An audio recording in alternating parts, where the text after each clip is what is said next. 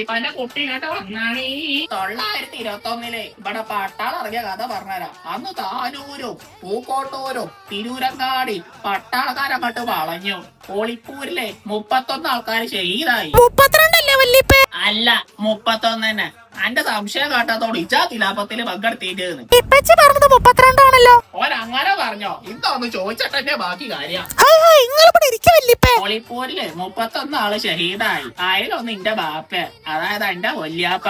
തിരുരങ്ങാടി പള്ളി പട്ടാൾക്കാര് വളഞ്ഞപ്പോ ഞാൻ അവിടുത്തെ ഹൗസിൽ കേറിക്കാൻ കൊറേ വെള്ളം കുടിച്ചു. ഹൗസിന്റെ വക്കത്ത് തന്നെ കുടിച്ചാ പോരേനോ? ഒരൊറ്റ ഒന്ന് അങ്ങോട്ട് തരണണ്ടല്ലോ ഞാന്. ഇത് അങ്ങനെ കുടിച്ചല്ലേ ഇബിലീസേ. എന്നിട്ട് പട്ടാളക്കാര് വെടിയൊന്നും വെച്ചില്ലേ? വെച്ചില്ലേന്നോ?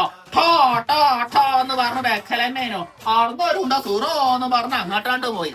ഇവിടുന്ന് ഒരു ഉണ്ട സുറോ എന്ന് പറഞ്ഞ് ഇങ്ങോട്ടാണ്ട് വന്നു. ഈ വെടിയൊക്കെ അറിയാത്ത ആൾക്കാർക്കാരോ പട്ടാളത്തിനെടുത്തത് ഓലൊക്കെ ചെള്ളം അടിച്ചു കാച്ചണം.